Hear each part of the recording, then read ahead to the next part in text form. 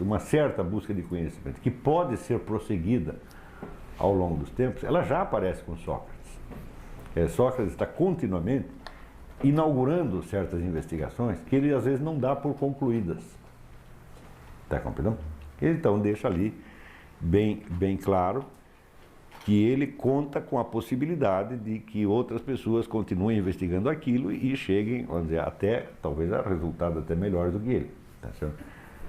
Então, veja que Sócrates em nenhum momento expõe, vamos dizer, uma doutrina acabada. Tá certo? Ele monta certos problemas, ou seja, monta certas investigações filosóficas, ele ensina a montar, exatamente isso que ele faz nos seus confrontos com os seus amigos e discípulos, tá certo? Ele lhes sugere certos temas filosóficos que eles tentam, então, investigar com os instrumentos que têm, tá certo? E ele, em seguida, vai corrigindo, né, a maneira de eles investigarem o problema até colocar a coisa numa linha que parece mais passível de levar a resultados firmes.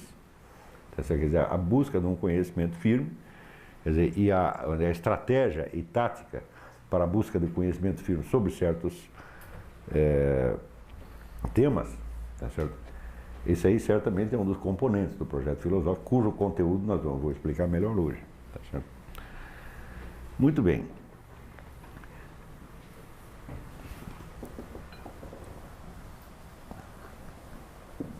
Embora seja somente com Sócrates que o projeto filosófico se expõe de uma maneira autoconsciente, como se dissesse, ó, a filosofia é isto aqui que nós vamos fazer, tá certo?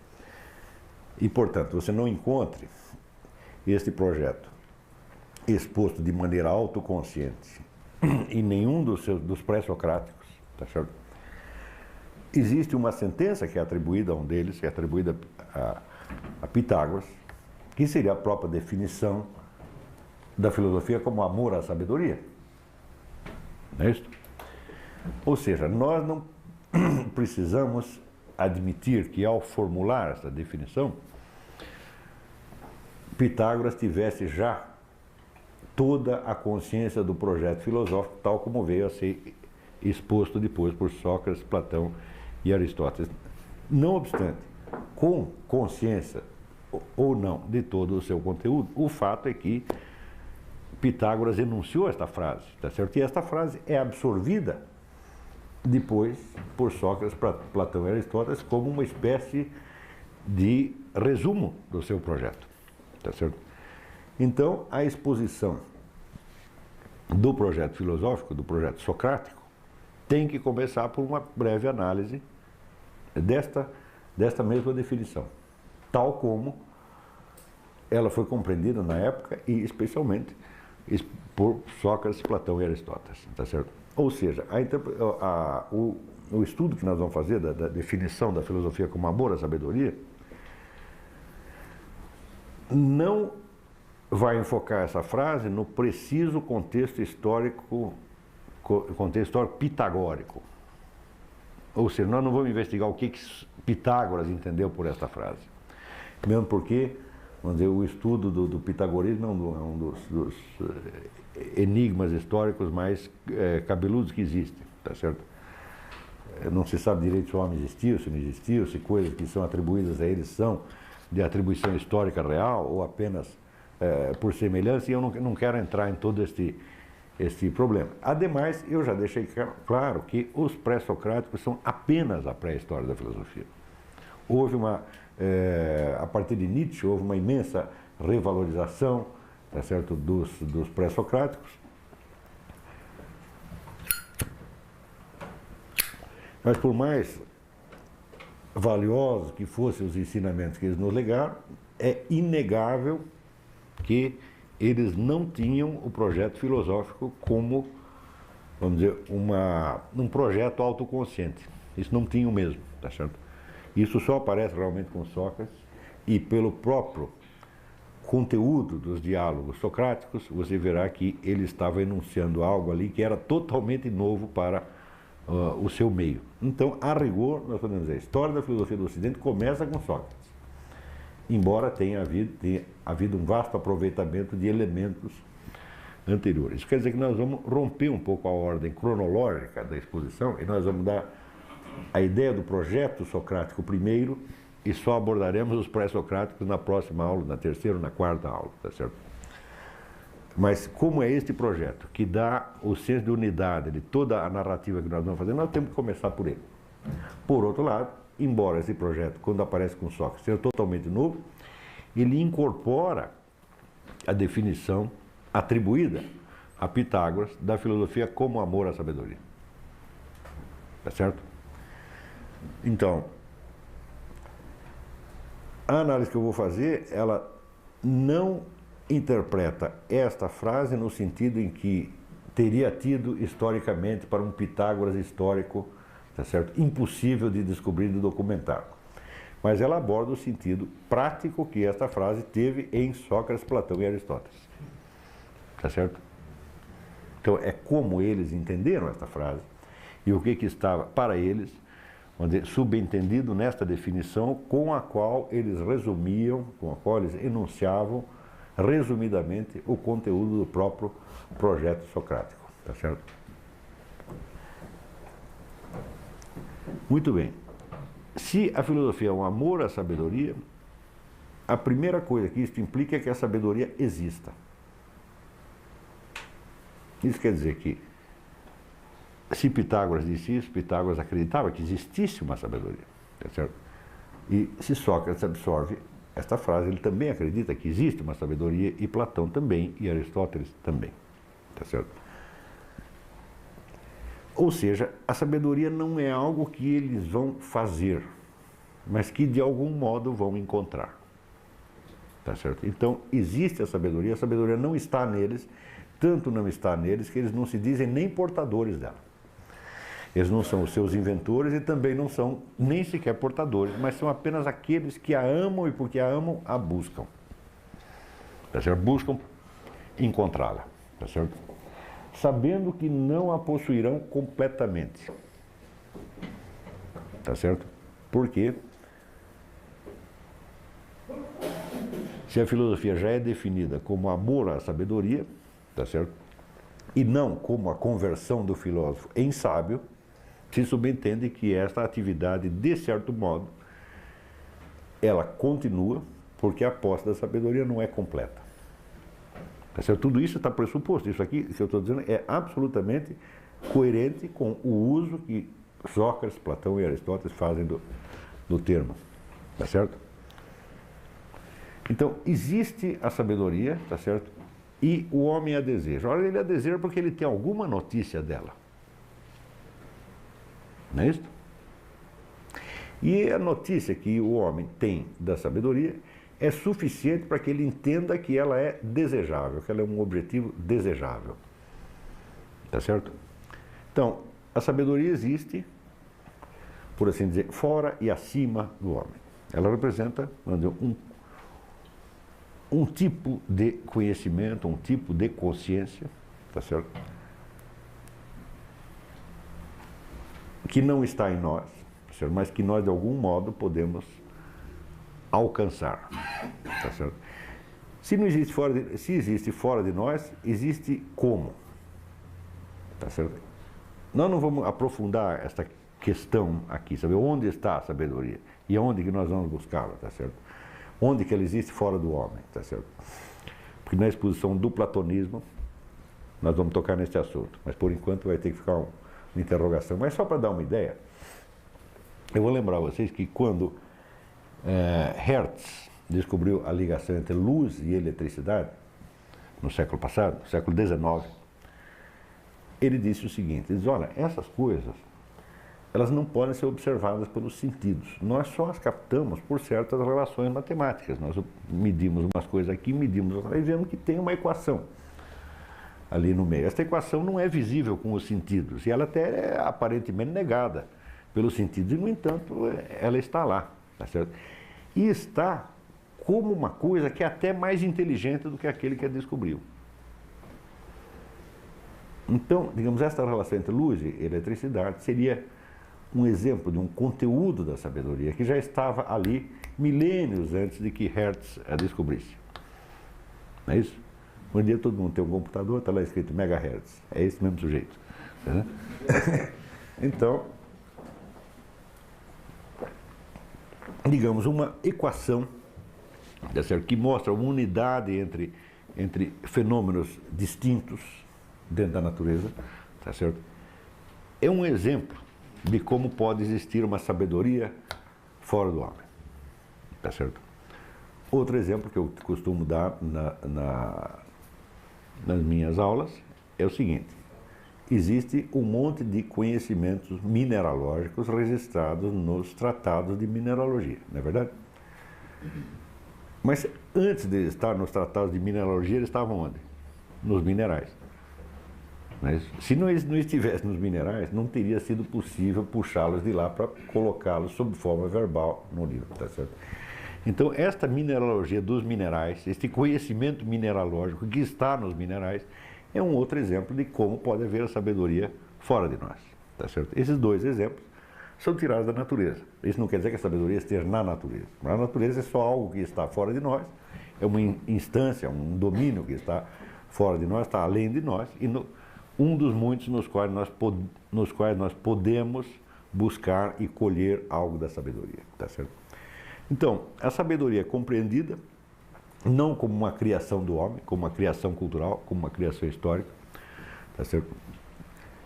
Mas ela é compreendida de duas maneiras. Primeiro, ela é um conjunto de conhecimentos, mas não é só um conjunto de conhecimentos inerte, que esteja ali registrado de maneira morta, porque aquilo é também a presença de uma inteligência. Como disse Hertz, esta equação ela é mais inteligente do que aquele que a descobriu, isto é, ele mesmo. Ou seja, ele teve que ficar mais inteligente para ele chegar ao grau de sutileza desta equação, tá certo? Então, a sabedoria não é somente um conteúdo da inteligência, mas é uma inteligência. Está compreendendo? Então, à medida que você se aproxima desses conteúdos, você absorve algo desta inteligência. Ela, de certa maneira, te vivifica. Quer dizer, o indivíduo percebe que vamos dizer, que esses conteúdos da sabedoria são amáveis, tá certo? Porque ele nota neles uma inteligência que é melhor do que a dele. Não é isso? Mas, por outro lado, para que haja amor a essa sabedoria, tá certo? Não basta só que ela seja muito interessante nos seus conhecimentos. É necessário que ela seja amável. Não é isso? E se fosse uma coisa terrível? Quer dizer, um mistério temível, que você abre a caixa preta e você morre. Não é isso? Então, somente um idiota iria buscar. Não é isso? Ou seja, a busca da sabedoria era entendida, vamos dizer, por Sócrates, Platão e Aristóteles, como algo que lhes faria bem, que era bom para eles. Então, de certo modo, o homem ama a sabedoria porque a sabedoria ama o homem. Ela é amável, porque ela é boa para o homem, ela de certo modo se oferece e lhe dá alguma coisa. Isso que a sabedoria dá não acrescenta ao homem somente um conhecimento teorético, mas de certo modo intensifica a sua maneira de ser. Também os três, ao usarem esta sentença de Pitágoras como definição da filosofia, estavam os três admitindo que a filosofia não é somente um conhecimento a adquirir, mas um tipo de conhecimento que, à medida que você o adquire, melhora você.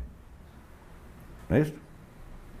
Melhora você por quê? Porque, à medida que você absorve os conteúdos, tá certo, da sabedoria, eles, de certo modo, te centralizam em torno da sua inteligência, da sua capacidade de conhecer. E esta capacidade de conhecer é, para eles, o principal elemento constitutivo do ser humano. Ou seja, se o ser humano se define e se diferencia de todos os demais pela sua capacidade de conhecer, tá certo? De conhecer a realidade e de conhecer a própria sabedoria, que seria, vamos dizer, este aspecto mais inteligente e superior da realidade, então, à medida que você o conhece, você está realizando aquilo que é principal em você, que é exatamente a sua capacidade de conhecer. Portanto, vamos dizer, um modo de existência que se intensifica e se aperfeiçoa à medida que se realiza. Tá certo?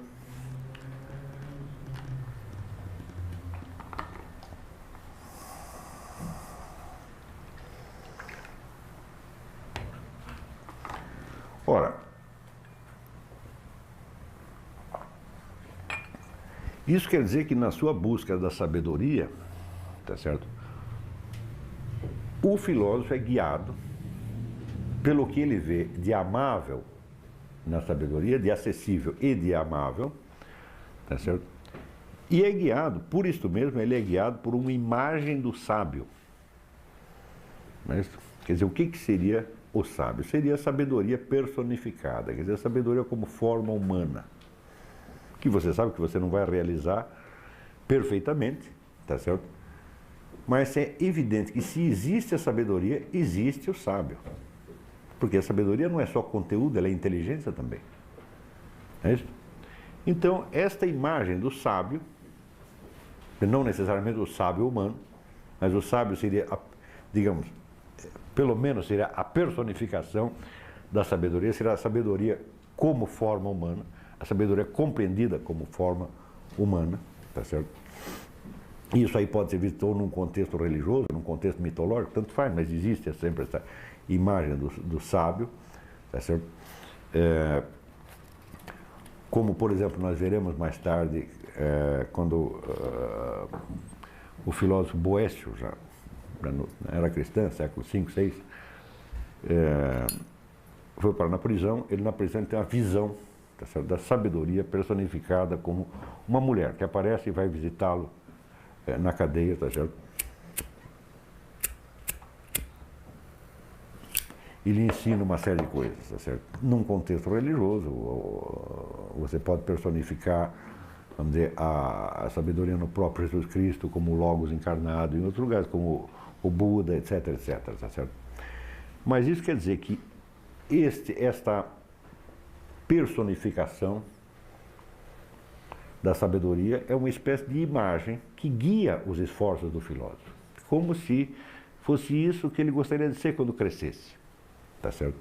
Quer dizer, o sábio, embora seja uma possibilidade que o homem não vai realizar completamente, pelo menos nesta vida, é o tipo humano a que ele se dirige, de algum modo, tá certo? Muito bem. Os métodos para chegar lá são evidentemente de dois tipos. Primeiro, os métodos investigativos, tá certo? Que serão desenvolvidos e enormemente aperfeiçoados ao longo do tempo, começando, vamos dizer, pela dialética socrática, tá certo? Depois passando pela lógica de Aristóteles, por todos os aperfeiçoamentos lógicos da escolástica até hoje, tá certo? Pela entrada em cena do chamado método científico moderno, etc. Então, há um conjunto de métodos investigativos cuja história já é, por si só, vamos dizer, um assunto imensamente rico, tá certo? E, por outro lado, existem as disposições práticas de ordem psicológica e ética, tá certo? Quer dizer, o filósofo, à medida que ele pratica esses métodos, ele se transforma. À medida que ele adquire o conhecimento, tá certo? Ele se transforma, porque antes ele era o sujeito que não sabia e agora ele é o sujeito que sabe, tá certo? E Platão que enunciará esta frase famosa, ele diz: verdade conhecida é verdade obedecida. Porque se você sabe que 2 mais 2 é 4, mas você continua agindo como se fosse 5, você esquece que é 4. Tá certo? Então, isso quer dizer que a verdade que você adquire, ela não é somente um elemento de curiosidade naquele momento, mas é um guiamento para você. Você já sabe que, a partir do momento que você descobriu tal qual coisa, você sabe que as coisas são assim. Tá certo? Então, aquilo é uma baliza, tá certo? Um ponto de referência que você usará na sua vida e que se incorporará, vamos dizer, à sua, vamos dizer, ao direcionamento da sua conduta. Tá certo? Ora, então você vê que aí você tem uma série de polos. Por um lado você tem o sábio, tá certo? E como o oposto dele, o filósofo. O filósofo é o sujeito que não é sábio, mas que se dirige ao sábio. E o sábio é o sujeito que não é filósofo. Tá certo? É o homem, o ser, tal, que não é filósofo, porque ele já é o conhecimento, já é a incorporação do conhecimento. Tá certo? Mas que eles de algum modo se buscam, como aquela mulher que representa a sabedoria buscará o filósofo Boécio na cadeia. Vendo que ele está ali isolado, triste, sofrendo, ela vai buscá-lo para consolá-lo do seu sofrimento. Tá certo? Então esta imagem de um homem que busca a sabedoria, porque a sabedoria busca o homem, é central para o projeto filosófico. Isso aí, os três acreditavam nisso piamente. Tá certo?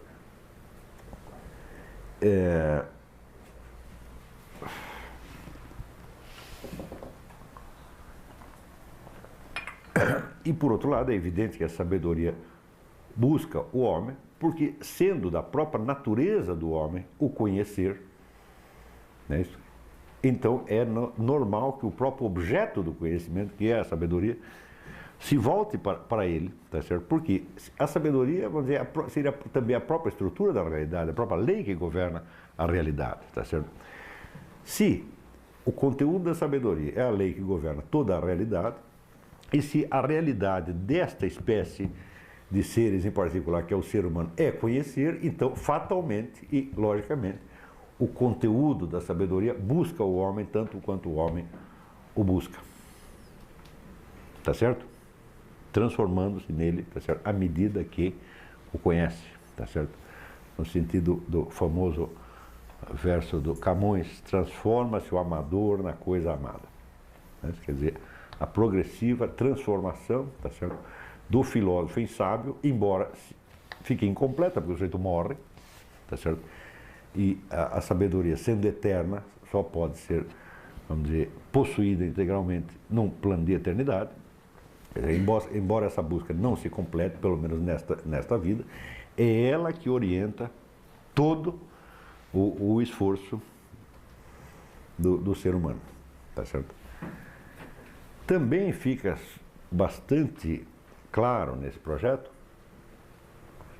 que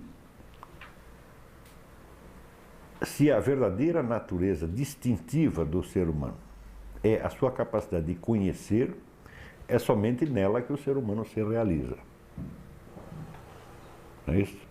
E que todas as vidas que não são voltadas para este objetivo, mas que de algum modo participam dela, num nível maior ou menor, são como que vidas frustradas, vidas que não chegaram, tá certo, a manifestar plenamente a capacidade humana central. O que é natural, porque isso acontece em todas as espécies animais. Não há nenhuma espécie animal na qual todos os membros realizem plenamente as potencialidades daquela espécie. Tá certo? Então, o exemplo mais característico são os famosos girinos, quer dizer, de 5 milhões de girinos, 2 ou 3 se transformam em sapos. Os outros ficaram como proto-sapos, sapos possíveis. Não deixam de ser sapos. Eles não chegam a ser sapos, mas não deixam de ser sapos, porque não é outra coisa. Tá certo? Não é porque o girino não virou sapo que ele vira outra coisa, que ele vira abacate, tomate, não. Tá certo? Então, do mesmo modo, o número de seres humanos que realiza efetivamente a natureza central do ser humano, que é a realização dessa capacidade distintiva, que é a capacidade para o conhecimento, esse número é muito pequeno. Tá certo? E os outros ficam aquém, quer dizer, que são formas de vida frustradas. Mas se não chegam a realizar a sua humanidade, nem por isso deixam de ser humanos, não são outra coisa. É apenas, vamos dizer, como se fossem linhas de desenvolvimento que vão todas na mesma direção, e não vão mudar de direção por causa disso. Mas umas vão mais longe, outras ficam mais perto, tá certo?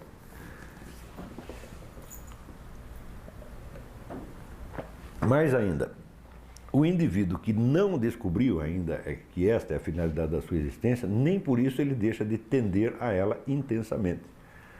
Por quê? Você, diante do sujeito mais burro, brutal e inconsciente que exista, tá certo? Você só dirá que ele é humano, tá certo? Porque um sinal disto você vê nele. alguma capacidade, pelo menos potencial, tá certo? De compreender, ele tem. Não é isso? Se ele não chega a exercê-la, tá certo? Você nunca reconhece isto como uma situação terminal. Você reconhece aquilo como uma imperfeição. Não é isso? Se existe alguma natureza, tá certo, no ser, então essa natureza busca se realizar. Quer dizer, todo ser busca a realização daquilo que é natural nele. E esta busca é a própria natureza dele. Não é isso? Por exemplo, não existem leões vegetarianos. Não é isso? Você pode procurar, você não vai achar. Não é isso? Agora, existem leões incapazes de digerir carne. Não é isso? Você vai dizer, esse leão está doente. Ele não virou outra coisa, ele não virou uma vaca. Está compreendendo? Ele pode ficar tão mal, tá certo, que só consiga digerir outras coisas. Tá certo? Fazer uma sopinha de vegetais para dar para o leão. Pô, é possível, o leão chega a esse ponto. Mas você não vai dizer, ele virou outra coisa. Não, ele está privado da possibilidade de realizar o que nele é natural nesse momento. E mesmo que ele permaneça assim até morrer, é porque há algo de errado com ele, não porque ele mudou de natureza. Ele não passa a ser outra coisa. Está compreendendo? Então, mesmo que o homem não realize isso, e olha, a realização disso é altamente complexa, mesmo que ele não chegue sequer a perceber que essa é a natureza distintiva dele, mesmo que ele pense outra coisa a respeito dele mesmo, isso continuará sendo o caráter distintivo dele.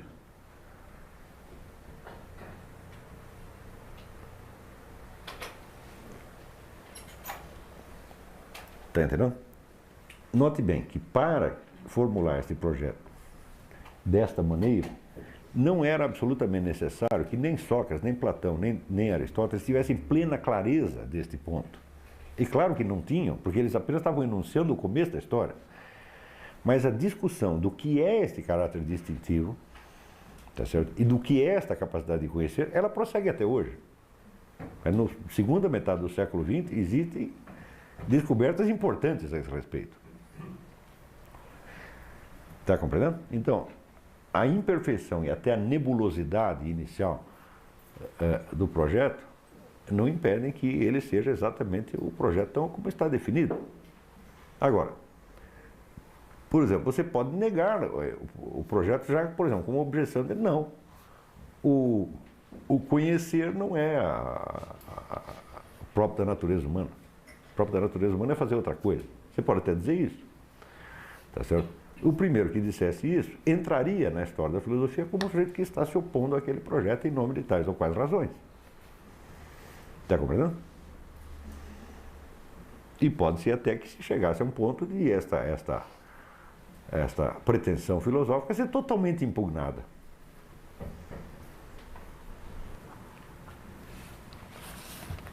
Agora, desde logo, eu tenho que declarar qual é a minha posição em face de tudo isso. Tá certo? Para que eu não vou colocar, vamos dizer, os meus valores e as minhas escolhas só no final do curso. Eu creio que o projeto filosófico sobrevive, está inteiro, tá certo? E que nada o derrubará. Não é nada. Tá certo? Porque mais tentativa do que houve ao longo desses 2.400 anos não é possível. Tá certo? E todas as outras alternativas eu acho que já foram tentadas. Tá certo? Acho que ele conserva a sua validade integral. Eu creio que todos os demais projetos, inclusive de ordem religiosa, só podem ser validados por ele. Tá certo? E acredito mesmo que ele é um componente essencial e que ele é a própria manifestação essencial da natureza humana. Isso eu continuo acreditando. Eu não posso dar uma prova total disso, eu posso dar, vamos dizer, argumentos de ordem probabilística. Para provar que esta é, das alternativas, é a mais provável. Tá certo? Mas eu tenho a impressão que a própria narrativa da história da filosofia lhes mostrará isso aí. Mas muito bem, então,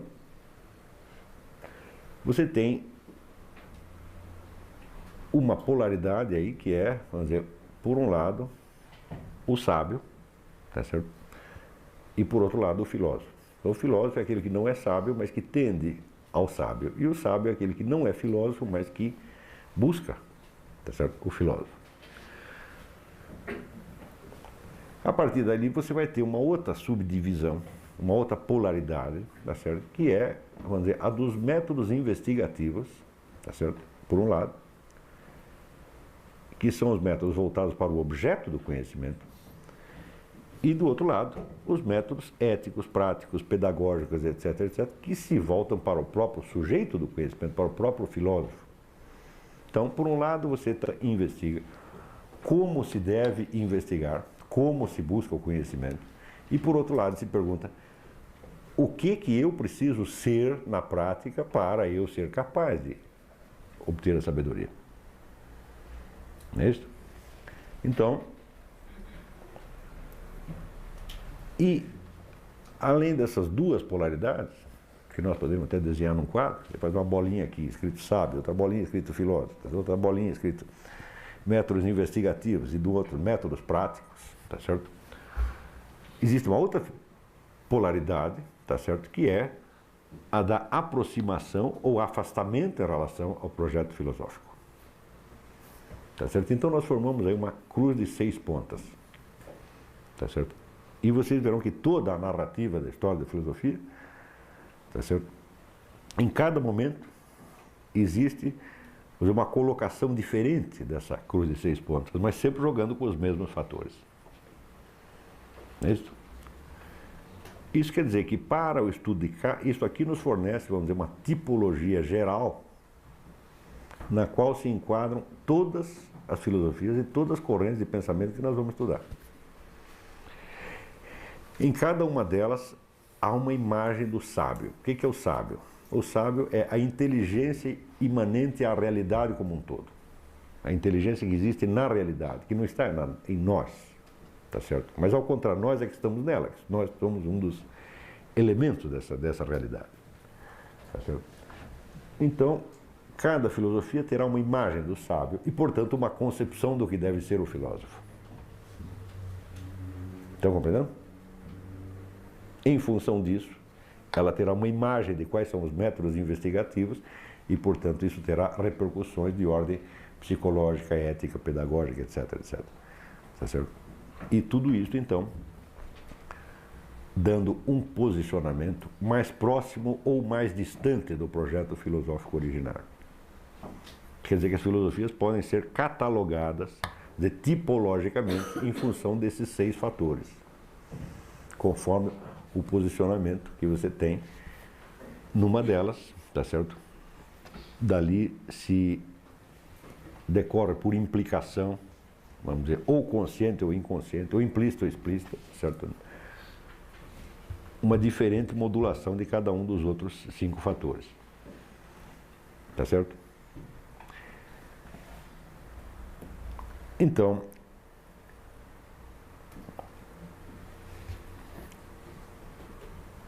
em Aristóteles existe, vamos dizer, uma tipologia das narrativas possíveis. Ele está se referindo sobretudo a narrativas ficcionais, lendas, teatro, etc., etc. E ele faz uma catalogação das narrativas conforme o grau de poder dos seus personagens. Então, vamos dizer, qual é o personagem mais poderoso que existe? É um deus, ou um semideus, uma criatura divina. Não é isso? Pode tudo. Então, se você conta a história de Júpiter, tá certo? Ou a história de Jesus Cristo, tá certo? Ou a história do Buda, você está falando de um deus. Não é isso? Pouco importa se teologicamente seja um deus autêntico ou inventado. A narrativa se refere a ele como um deus. Não é isso? Então, a história será o quê? A sucessiva manifestação da sua onipotência que está escondida de início. Não é isso? Então, isso aqui, o intérprete de Aristóteles, que é o crítico canadense Northrop Frye, denomina narrativa mítica. Abaixo da narrativa mítica, existe a narrativa que ele chama lendária. Narrativa lendária já não tem como personagem um deus ou um semideus, mas um ser humano, tá certo? Que por um motivo qualquer tem uma ligação íntima com Deus ou com os deuses ou com o que está para o lado de lá. Ele de algum modo se comunica e recebe uma ajudinha, tá certo? Isto faz com que no seu confronto com o mundo, tá certo? Ele não tem, vamos dizer, a vitória a priori que está assegurada a um Deus, tá certo? O mundo para ele oferece resistência e dificuldade como qualquer outro ser humano, só que ele vence porque há uma intervenção de um fator supra-humano. Por exemplo, a história de Moisés. Não é isso? Então, vamos dizer, se Deus fosse atravessar o Mar Vermelho, isso não seria nenhum problema, porque ele já estaria atravessado, não é isso? Deus está do lado de cá e já está do lado de lá ao mesmo tempo. Então não seria problema algum. Para Moisés isso já era um problema. Mas ele resolve o problema por quê? Porque houve uma intervenção, tá certo? De um poder que era superior ao dele, mas que era simpático a ele. Então isso chama narrativa lendária. Tá certo? Abaixo desse existe um terceiro tipo de narrativa em que o herói já não é assistido por poderes divinos ou angélicos, mas às vezes ele consegue mudar o destino porque ele é uma pessoa de grande qualidade. Ou qualidade física, é muito forte, ou qualidade moral, é muito corajoso, ou é muito nobre, ou é muito alguma coisa. Está entendendo? No mínimo tem muito dinheiro. Tá certo? Então tem que ser uma pessoa especial por algum motivo. Tá certo? Então, geralmente isso é simbolizado no teatro, por exemplo, pelo fato de que são reis, príncipes, nobres, ou comandantes militares, ou profetas, uma coisa assim. Né?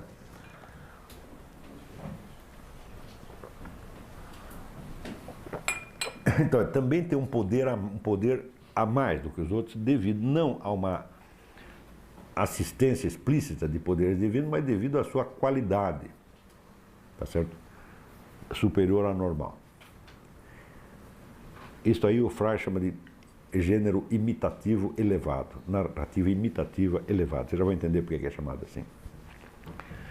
O quarto tipo de narrativa é o que tem como personagem um de nós. Uma pessoa que nem é melhor nem pior que os outros, que tem, vamos dizer, os poderes normais de um ser humano. Tá certo? Então, que, vamos dizer, enfrenta as situações usando, né, a sua própria razão, sua inventividade, então, dentro dos limites normais, né, da mediocridade humana. Tá certo? Então, isso chama-se imitativo baixo. Os dois são imitativos que se baseiam, vamos dizer, na realidade humana observável. Tá certo? Então, nós sabemos, por exemplo, que existem pessoas que são muito mais corajosas que as outras. Não é isso? Ou que se tornam tais em certos momentos. Não é isso? Mas sabemos que, em geral, nós não somos assim. As duas coisas são reais nesse sentido. Né? E por isso esses dois gêneros são chamados de imitativos. Finalmente, o quinto tipo de narrativa, o Frey chama de narrativa irônica. A narrativa irônica é aquela na qual o personagem está abaixo da situação. Ele não tem capacidade para lidar com a situação. Então, repetindo, a narrativa mítica, o herói é um deus, portanto ele é o dono da situação. Não é isso? Na narrativa lendária, o herói se sobrepõe à situação com a ajuda de fatores ou forças divinas. No terceiro tipo, ele luta com a situação, tá certo? Podendo vencê-la, porque é uma criatura nobre, qualificada, mas podendo também ser derrotado. Tá certo? Mas será uma derrota que não o desqualifica. Está compreendendo? Na quarto tipo de narrativa, bom, o sujeito às vezes perde, ou às vezes ganha, porque tem sorte ou tem azar, como todos nós. Tá certo? E no quinto tipo, o sujeito está definitivamente abaixo da situação. Ele não compreende a situação, ou porque ele é muito burro, ou porque ele é doente, ou porque ele é muito pobre, ou porque ele é muito jovem, ele tem algo a menos. Está entendendo? Como, por exemplo, se vocês leram O Processo, do Kafka, é característica narrativa irônica, porque o sujeito não entende lufas do que está ali acontecendo. Não é isso? Muito bem. Por que eu citei isso aqui? Porque os modelos de narrativas ficcionais são os modelos de vida possíveis. As narrativas que nós podemos inventar, vamos dizer, são uma espécie de resumo das narrativas que nós podemos viver. Não é isso? Isso quer dizer que historicamente nós também encontraremos esses 5 enredos.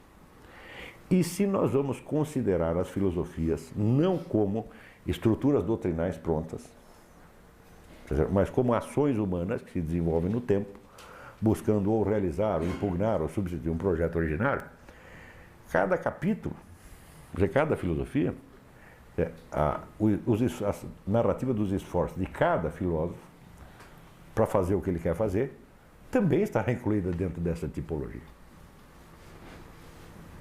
Entendeu? E no que esses modelos, esses tipos de filosofia, se distinguirão conforme esta escala?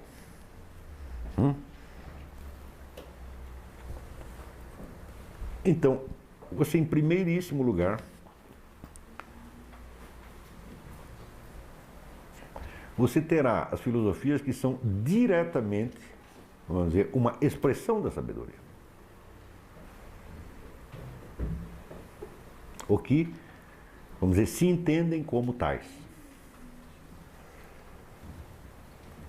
Então, evidentemente, aí você terá doutrinas de tipo ou oracular ou profético. Deus falou pela boca do filósofo. Não é isso? Mas, em segundo lugar, você terá, vamos dizer, o que nós vamos chamar de filosofias lendárias. Tá certo? São aquelas na qual, vamos dizer, o filósofo teve, vamos dizer, uma aproximação tão grande da sabedoria que algo dela aparece já direto na sua filosofia. E este é exatamente o caso de Sócrates, Platão e Aristóteles. Estão muito próximos ainda, tá certo? De uma visão da sabedoria que é como se quase estivessem tocando. Pelo menos eles próprios se entendiam assim, e os que os cercavam também. Tá certo? Então, por exemplo, Platão tinha plena consciência, tá certo, de possuir nele certos conhecimentos que ele mesmo não conseguiria explicar. Não é isso? Muito menos escrever. Daí o famoso ensinamento oral. Ele diz: existe uma parte do nosso conhecimento que não é possível você registrar por escrito, que só vai poder passar, vamos dizer, quase que pela presença física do filósofo. É isso? E dizia ele, essa é justamente a parte mais valiosa que faz ele ser um filósofo. Isso quer dizer que este tipo de filosofia, que nós chamaremos de lendária, tá certo? Ela tem um certo lado que nós podemos até chamar iniciático, porque vamos dizer, o ensino dela é uma transmissão direta, tá certo, de algo que está para além do que você disse. Então, conscientemente, o filósofo que está nesta faixa, ele admite que há uma parte do que ele vai transmitir que não pode ser registrado por escrito e que, de algum modo, se transmitirá aos seus discípulos um tipo de impregnação misteriosa, mas que de fato existe. Não é isso? Como é que nós sabemos que existe? Eu digo, mas é a coisa mais simples do mundo.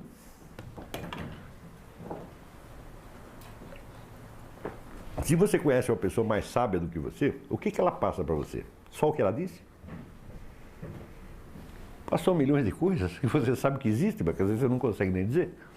Não é isso?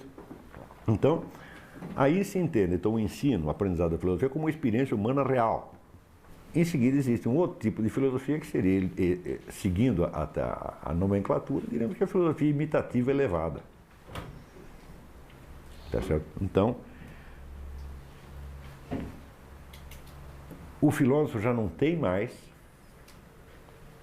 vamos dizer, aquela proximidade ou aquele desejo intenso de uma sabedoria vista ou entrevista como, vamos dizer, um objeto de conquista próximo. Tá certo? Mas pela sua qualidade ele se aproxima dela. Em seguida, temos um tipo de filosofia que já não tem mais referência à sabedoria.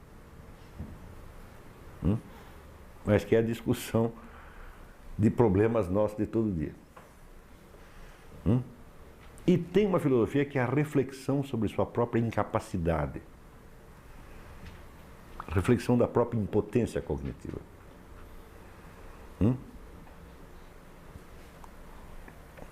Isso existiu em todas as épocas.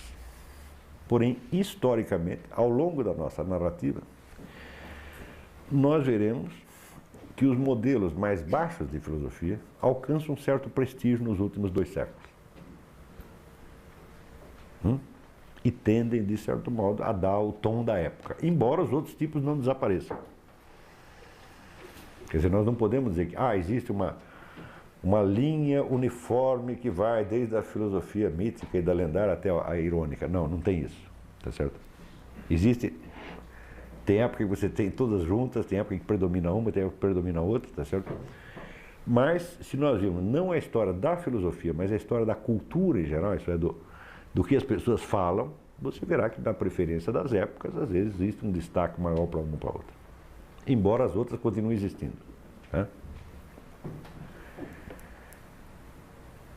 Então, este é o sentido que Sócrates, Platão e Aristóteles viam na sentença de Pitágoras e na autodefinição de Pitágoras como amigo da sabedoria e o amante da sabedoria. Tá certo? Quando chegar no último grau, pode haver a rejeição da sabedoria, pode haver a negação de que ela exista, tá certo? E pode haver a luta de vida e morte contra ela. É isso? Então seria a forma, vamos dizer, de uma antifilosofia. Né? Muito bem, está entendido até aqui? Então, o primeiro componente do projeto socrático é esse fato de que Sócrates assume a autodefinição pitagórica, tá certo? De amante da sabedoria, tá certo?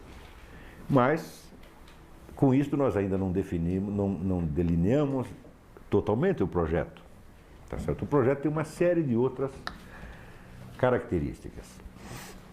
Para compreender essas características, nós temos que entender que esse projeto surge não do ar, não porque sim, não porque Sócrates deu na cabeça dele de fazer isso, não apareceu porque sim, mas apareceu em resposta, vamos dizer, a uma situação humana bem definida. Essa situação pode ser descrita, vamos dizer, pelos seguintes elementos que a compunham. Em primeiro lugar, a decomposição da religião grega tradicional. Na época de Platão, por exemplo, Platão se queixava de que naquela época eles já não entendiam, vamos dizer, as narrativas antigas, já não entendiam Homero. Quer dizer, Homero já não era a fonte original da revelação. Homero simplesmente registrou por escrito certos elementos míticos que vinham de muito longe, tá certo? Então, Platão já se queixava de que esses escritos já tinham perdido significação, as pessoas não conseguiam atualizar o sentido deles. Vamos dizer, com a decomposição, vamos dizer, da religião grega surgem vários fenômenos. Dizer, um dos fenômenos é, vamos dizer, a poesia lírica, que hoje está reunida na chamada antologia greca. Tá certo? A poesia lírica é uma poesia de expressão individual, tá certo? Onde existe, vamos dizer, uma tentativa da parte de certos indivíduos, tá certo? De captar certas realidades, tá certo? Que estão para além do sensível e, de algum modo, registrá-las por escrito através da linguagem poética, tá certo? Então surge a poesia lírica como poesia de expressão individual, o que não era o caso da poesia antiga de Homero, tal, que de maneira alguma Homero ainda era uma poesia pedagógica, tá certo? Para o uso da coletividade, era um patrimônio da coletividade. Quando surge a poesia lírica, então isso quer dizer que esse senso, vamos dizer, da participação coletiva, né, num destino mítico já tinha desaparecido, já tinha se desfeito, tá certo? Então, parece que a única possibilidade de reencontrar um sentido mítico da existência estão agora recolhidas à intimidade dos indivíduos. Quer dizer, a coletividade perdeu isso de vista, mas alguns indivíduos podem, em certos momentos, ter certas percepções, tá certo, de um sentido da existência que eles tentam, então, expor poeticamente.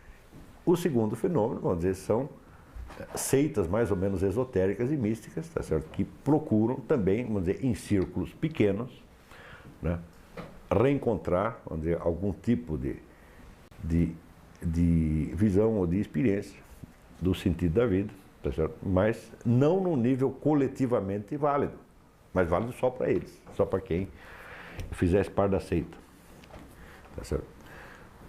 O terceiro elemento, componente, era que eles já tinham alguns séculos de prática da retórica. A retórica era uma arte muito desenvolvida já no tempo de Sócrates, tá certo? E a retórica criava os meios de expressão verbal, de modo que as pessoas pudessem, vamos dizer o que pensavam, tá certo? E dizendo o que pensavam, criava a possibilidade de uma intercomunicação, não é isso? No entanto, a retórica só se preocupava realmente com a expressão, tá certo? E com a expressão persuasiva, não é isso? Ó, se não há expressão e não há expressão persuasiva,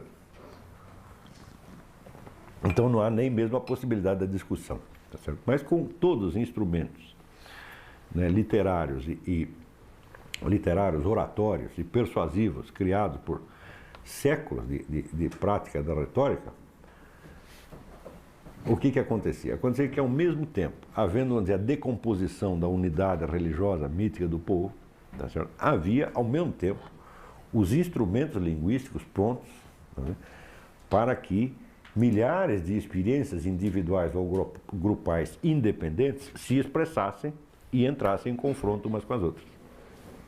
Tá certo? Se houvesse uma perda de unidade, presta atenção que isso aqui é fundamental.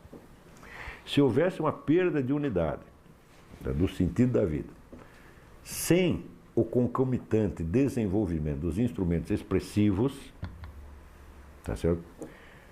Então, a perda de unidade seria vivida apenas como uma desorientação e cegueira, e seria vivida quase que inconscientemente, não sendo possível a discussão pública em torno dela. Então, compreende? É o que acontece no Brasil hoje. Então, a diferença entre nós e os gregos da época de Sócrates é essa. Não há efetivamente os instrumentos verbais de expressão. As pessoas não conseguem dizer o que estão vendo, o que estão sentindo. Quando se procuram se expressar de algum modo, não tendo instrumentos para dizer efetivamente o que estão vivenciando, elas usam estereótipos aprendidos e acabam dizendo outra coisa. Está entendendo? Então não é possível a discussão pública. Mas na época de Sócrates havia a concomitância desses dois fatores. E esses dois convidam, de certo modo, ao surgimento do projeto filosófico. Porque, por um lado, havia uma grande confusão e desorientação, a perda do sentido de unidade, e, por outro lado, havia uma imensa capacidade, vamos dizer, verbal pública. Está entendendo? Então, quer dizer, está tudo armado para que você possa montar uma discussão, porque cada um está pensando um negócio completamente diferente e eles são capazes de dizer o que estão pensando. Eu disse desses três fatores, que havia a decomposição da religião grega, o surgimento da poesia, tá certo? Da poesia lírica, o surgimento das seitas e, vamos dizer, o desenvolvimento da retórica. São 4 fatores. Existe um quinto fator que será decisivo, que é o altíssimo desenvolvimento que estava sendo alcançado pela ciência geométrica. Tá certo? Então, a ciência geométrica dava, vamos dizer, à cultura da época, a certeza de que era possível obter um conhecimento certo, exato e demonstrável a respeito de alguma coisa, embora essa coisa fosse pouquinha, eram apenas figuras geométricas. Tá certo? Sócrates entra em cena justamente nesta hora, tá certo? E ele arrisca a possibilidade de que aquilo que se estava fazendo em geometria talvez se pudesse fazer para outros setores do conhecimento. E se era possível fazer isto, talvez fosse possível responder àqueles milhares de indagações, aquelas milhares de indagações que estavam surgindo da decomposição da religião grega e da proliferação dos discursos retóricos. Tá certo? Então, o primeiro componente do projeto socrático, a absorção da definição pitagórica compreendida tal como eu lhes expliquei. Segundo componente, a aposta na possibilidade do conhecimento demonstrativo, apodíctico, científico. Não é isso? Como resposta às questões culturais do ambiente. Não é isso?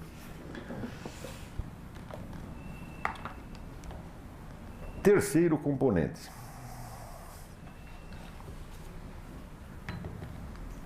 Se há uma situação na qual, vamos dizer, a unidade da consciência social coletiva já se desfez, então a iniciativa já não está mais nas mãos, vamos dizer, da sociedade e dos seus representantes oficiais, mas nas mãos de indivíduos isolados que queiram se apresentar para tentar resolver o problema. Não é isso? Então, isso quer dizer que Sócrates assume, ao propor, vamos dizer, ao assumir a identidade de amante da sabedoria, tá certo? E ao apostar na possibilidade da existência de um conhecimento apodíctico e demonstrativo, tá certo? A respeito dos assuntos de discussão geral, ele assume a identidade do indivíduo que sabe algo que os outros não sabem.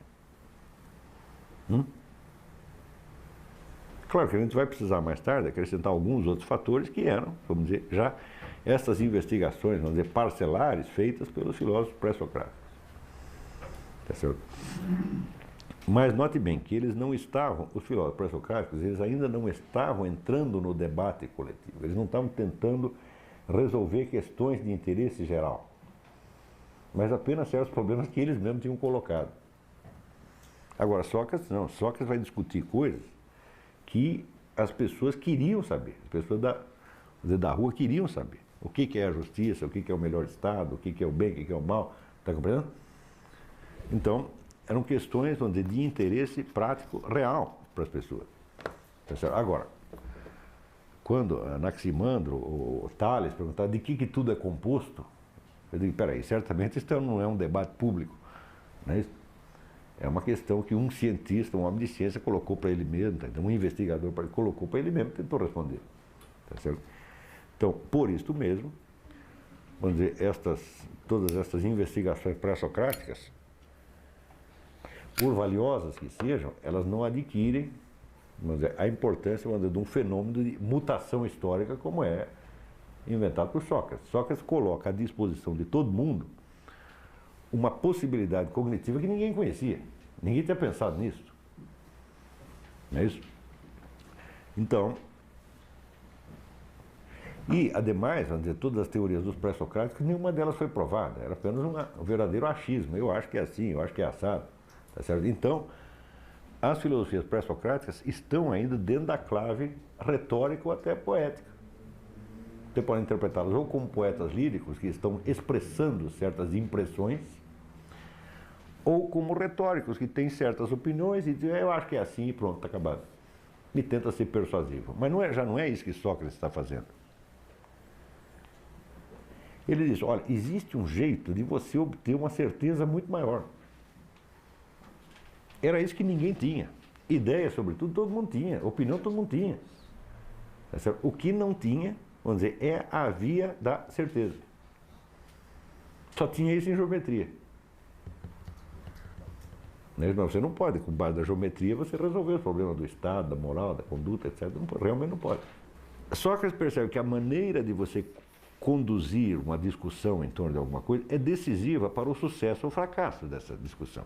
Não o sucesso ou fracasso em persuadir o outro, mas o sucesso ou fracasso em descobrir alguma coisa. Tá certo? Então, ele começa a crítica do discurso retórico. O que é o discurso retórico? É a opinião. Ele começa o exame crítico da opinião. Tá certo? Então, ele ensina que é possível você confrontar várias opiniões que se contradizem umas às outras. Tá certo? e articular a investigação de tal modo que alguma coisa um pouco melhor do que as várias opiniões emitidas aparece e obtém imediatamente o consenso de todos. Tá certo? Então ele descobre a maneira de, da discordância, produzir uma concordância. Tá certo? Em torno de algo que aparece como evidente para todos. É isso? Ora, pelo simples fato de ele ter feito isso, ele nos permite definir de uma vez por todas, tá certo? Certos conteúdos que permanecerão, vamos dizer, inerentes ao próprio projeto filosófico ao longo dos tempos. E as características poderão, evidentemente, ser impugnadas por não filósofos, por antifilósofos, por parafilósofos, por metafilósofos, pelo diabo, entendeu? Então, em primeiro lugar, a filosofia, tal como Sócrates a entende, é uma investigação feita pelo indivíduo e pela qual ele consegue um nível de certeza maior do que a coletividade inteira tem. Veja que até então não se conhecia a ideia de nenhuma verdade, a não ser aquela verdade que era reconhecida por toda a sociedade, porque enunciada pelos seus representantes qualificados. Então quer dizer que com Sócrates aparece uma coisa que modifica, não é o panorama da Grécia, modifica o panorama universal. Surge um novo tipo de portador da verdade, que não é o representante da coletividade, não é o representante da sociedade. Tá certo? Mas é o indivíduo que sabe o que os outros não sabem. E que não pode impor o que ele sabe, a não ser a outro que também saiba, e que, portanto, seja detentor da mesmíssima autoridade dele. Isto é uma novidade radical na história humana. Entenderam? E esta possibilidade, uma vez enunciada e assumida por Sócrates, que pagou com a sua própria vida por isso, é isso? Ela reaparece geração após geração. Quer dizer, esta possibilidade é demonstrada sucessivamente por novos e novos e novos indivíduos que apostam nessa possibilidade e a realizam. Às vezes sendo punidos por isso e às vezes sendo recompensados por isso, conforme, né, a maneira que o meio em torno receba isso. Tá certo? No caso de Sócrates, é até natural que o meio reagisse com uma certa violência, porque a coisa era muito esquisita.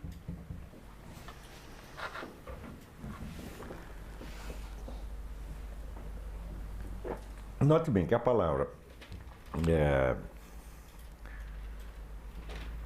verdade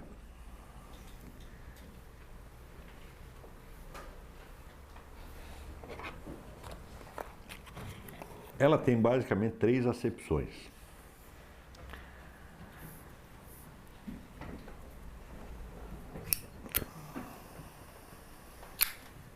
A primeira é a verdade de um testemunho. E é uma verdade colocada no passado. Isso é, eu dou testemunho do que eu vi. Então, digamos que esse é o sentido jurídico da palavra verdade. Não é isso? Agora, existe um outro sentido da palavra verdade, que é a verdade voltada para o futuro. Quer dizer, quando o sujeito promete e cumpre. Então, ele é confiável. Se ele diz a verdade com respeito ao passado, ele deve ser confiável com relação ao futuro. Se ele contou a coisa realmente como ele viu, então o que ele prometeu, muito provavelmente ele vai cumprir. Tá certo? Mas Sócrates entra ali com a ideia da verdade teorética. O sujeito que diz que 2 mais 2 é 4, quer dizer, a verdade é exatamente o tipo de verdade que se aparece na geometria. O sujeito que diz que a soma dos quadrados dos catetos dá o quadrado da hipotenusa, ele não está nem relatando um passado, nem prometendo uma coisa para o futuro. Ele está anunciando um tipo de verdade que é supratemporal. Não é isso? E nós podemos entender que até este momento em que Sócrates personifica esse novo tipo de verdade, ele era desconhecido, só era conhecido na geometria, mas os próprios geômetras, evidentemente, não tinham se dado conta da tremenda importância do que eles tinham descoberto.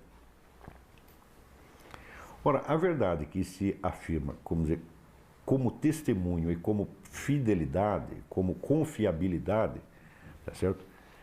É o tipo da verdade que se personifica numa autoridade coletiva, num governante. Ele é confiável, porque nós sabemos a história dele e o que ele promete, ele cumpre.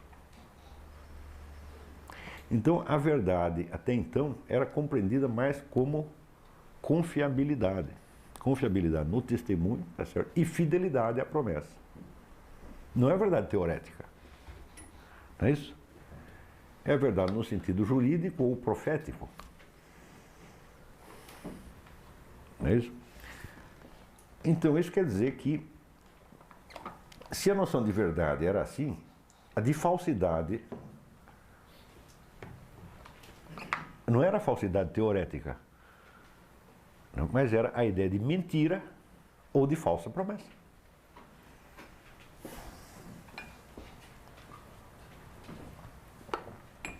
Então isso quer dizer que a verdade era a verdade da comunidade, que confiava em certas pessoas, porque conhecia o seu passado e confiava no que eles podiam dizer no futuro. E a falsidade era o sujeito que rompia o pacto. Está compreendendo? Agora, o tipo de verdade de que Sócrates está falando escapa completamente dessa clave. E como é que você vai explicar a verdade teorética, o 2 mais 2 é 4, tá certo? Em termos de confiabilidade, tá certo? Ou de falsa promessa. Não enquadra de jeito nenhum. Tá certo? Isso quer dizer, existem estudos maravilhosos do Eric Voegelin sobre isso aí, que até um certo ponto da história humana, a ideia de verdade estava identificada com a própria confiabilidade da coletividade humana, personificada no seu chefe ou governante. Então, aquele que se opunha ao chefe ou governante, tá certo? Não era confiável, portanto, era mentiroso. É o cara que está fora do pacto. Está compreendendo? E agora, Sócrates descobre um tipo de verdade que não depende absolutamente da confiabilidade dele. Ou seja, mesmo que ele fosse o maior salafrário da paróquia, ou mesmo que todos os geômetras fossem salafrários, o quadrado dos catetos continua, a soma do quadrado do cateto continua dando o quadrado da hipotenusa. Então, é uma verdade que independe da sua vontade ou da sua confiabilidade. É uma verdade que você só tem que conhecer, admitir e obedecer, porque agora você já sabe que 2 mais 2 é 4, você não pode mais dizer que 2 mais 2 é 5. E que, sendo independente da sua vontade ou da sua decisão, também é independente da confiabilidade do chefe. A ideia, vamos dizer, da verdade demonstrativa e apodíctica, ela aparece realmente com a geometria. Quer dizer, aquele negócio fala, não tem escapatória, é assim mesmo. Não havia nenhuma outra ciência suficientemente desenvolvida para dar este modelo. E Sócrates, a única coisa que ele faz é extrapolar isso para outros domínios. Ele diz, o mesmo tipo de confiabilidade, com certos limites, é claro, é possível alcançar em outros domínios. Acontece que a partir do momento que você faz isso, você é o portador e o enunciador de uma verdade que, embora seja superior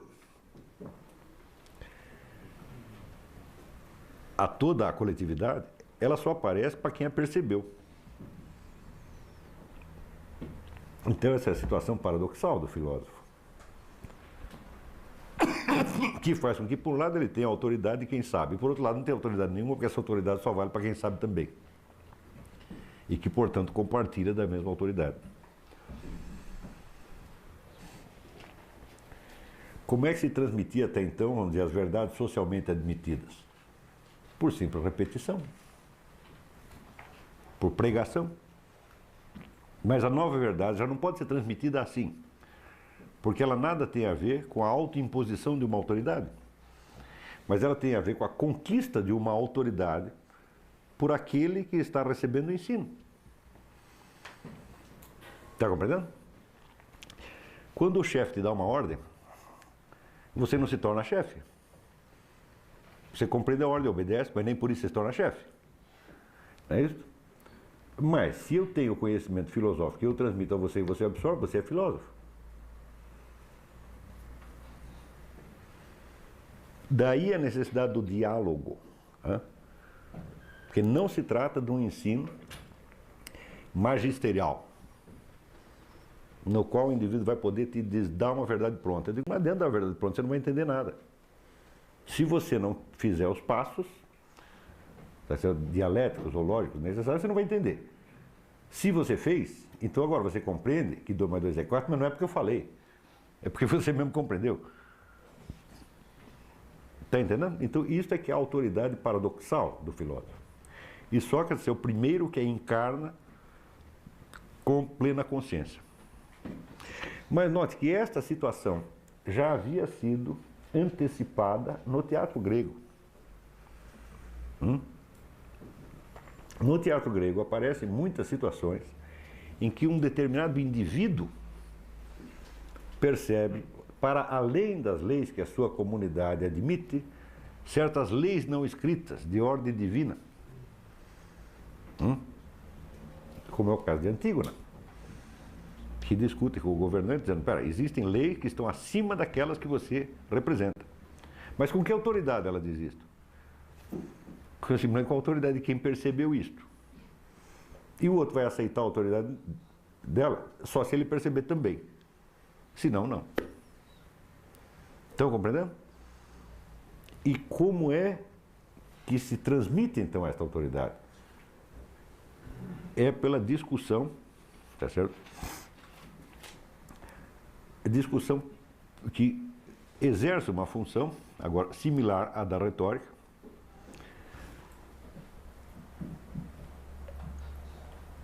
mas com um tipo de retórica dupla, que tem que, vamos dizer, ser complementada pela participação do outro lado. Ou seja, uma dupla retórica. Um discurso duplo. Um que vem e outro que vai. Está compreendendo? E é por isso que chama dialética. Por ser uma confrontação de dois discursos. Isso quer dizer que os dois lados de uma disputa dialética, de uma disputa retórica, são absorvidos na dialética. Não é isso?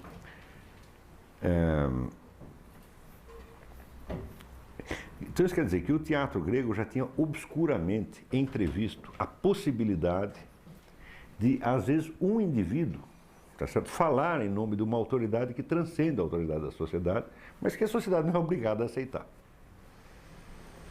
Está compreendendo? Quer dizer, esta problemática, vamos dizer, a autoridade inerente da verdade, tá certo? Mas que só aparece num portador que não é socialmente reconhecido como tal, já tinha aparecido no teatro grego. Ora, isso quer dizer que a sociedade grega, através do teatro, estava, de certo modo, preparada para essas situações.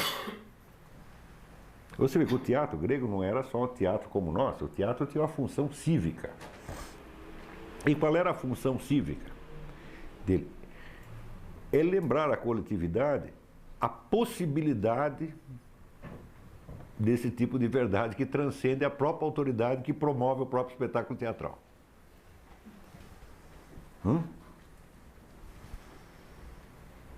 Por isso mesmo, às vezes aparece no teatro grego o inimigo, isso é, o representante da nação inimiga aparece como um herói trágico. E vendo o destino trágico do inimigo, os gregos vão chorar e lamentar a morte daquele. Às vezes aparece também, vamos dizer, há uma peça de Ésquilo que agora até esqueci qual é. É, o Suplicante. Em que dois camaradas estão fugindo de um país e vão parar lá numa ilha e pedem asilo. Pedem para o rei. O rei quer dar asilo para ele, mas de repente ele pensa, peraí, mas se eu dou asilo para vocês, eu estou arrumando uma guerra com o outro lá. Então eu não posso tomar essa decisão assim, sozinho. Tá certo? Então ele tem que se dirigir à Assembleia. Porque a lei do local impede que ele assuma compromissos que possam colocar a nação em perigo de guerra. Não é isso? Mas o que é que eles alegam? Falam, não, existem leis que estão acima das leis da sua pátria. Tá certo? Então, vamos dizer, o dever de você socorrer uma pessoa que está sendo perseguida está acima disso aí.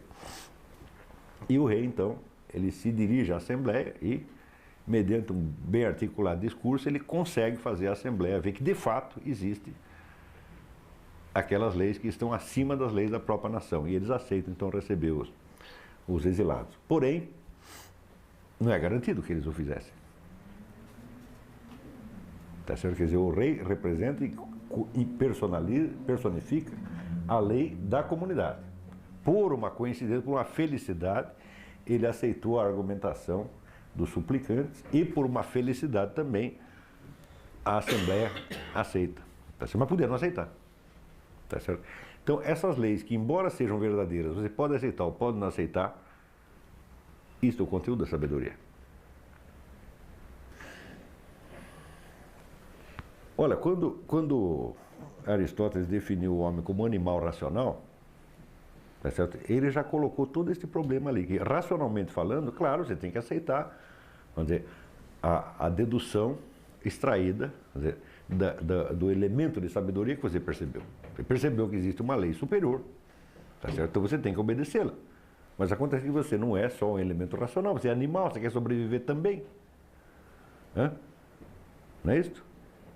E você agir contra a sua sobrevivência também seria irracional. Então este é um conflito inerente à própria razão, de algum modo.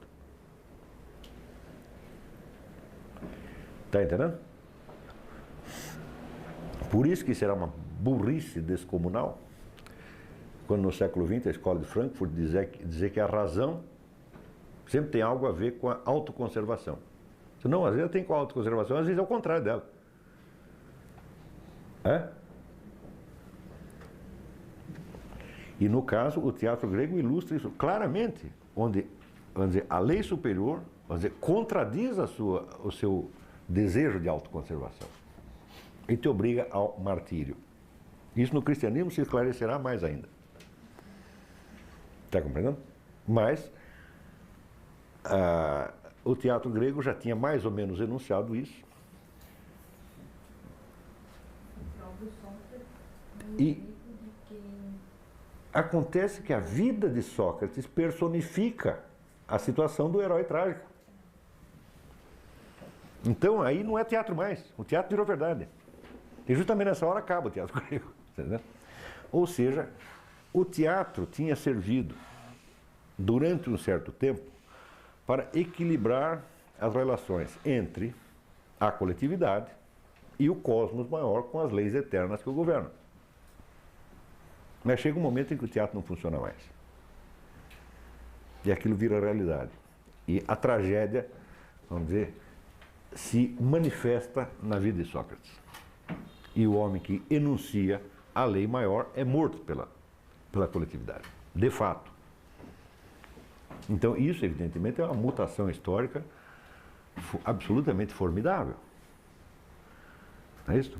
Então, aquele homem que morre, ele é, vamos dizer, o porta-voz de uma lei que governa a própria sociedade, que está acima dela, mas que a sociedade não é obrigada a reconhecer.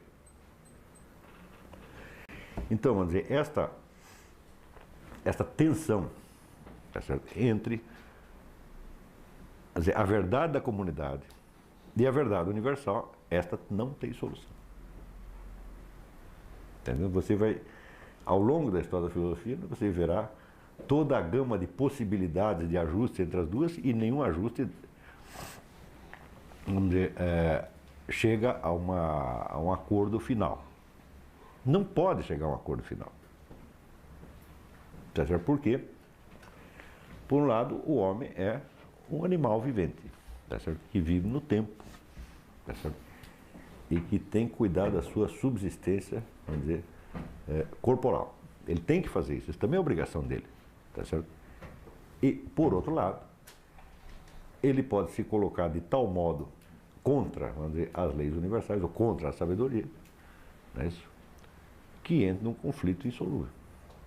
Porque quando você aceita, vamos dizer, a autoridade do governante, você não precisa entendê-la. Você simplesmente confia. Não é isso? Se você entendesse e assimilasse completamente, virava você o governante. Se você soubesse o segredo do governante, você seria o governante. É? Quando você obedece ao governante, isso não te transforma em governante. Mas quando você aprende com o filósofo, isso te torna filósofo. Está entendendo? Então, mesmo que o filósofo tivesse, vamos dizer, o conhecimento extensíssimo das leis não escritas, não haveria nenhum meio dele impô-la. A não ser que, junto com a autoridade de filósofo, ele tivesse a autoridade de governante também. Não é isso? Mas ele teria que se impor por meios de governante. E as pessoas continuariam não entendendo nada do que ele fez. É? Esta é a situação da autoridade profética. O profeta é um sujeito que tem um conhecimento das leis não escritas e tem, ao mesmo tempo, a autoridade governante. Então as pessoas o obedecem, tá certo? Mas não é por causa do segredo que ele sabe, porque eles não estão entendendo lufas. É porque ele também tem um outro tipo de autoridade, que é pura confiabilidade. Na hora que Moisés diz, olha, vamos atravessar o Mar Vermelho que essa porcaria vai abrir. As pessoas se perguntassem, mas como é que você sabe disso? E Moisés tivesse que dar todo um curso de teologia, ó, foi assim, eles não teriam atravessado o Mar Vermelho até hoje. Está entendendo? Mas é que ele, então, vem com autoridade também de governante. E as pessoas confiam nele, mas nem sabem por quê.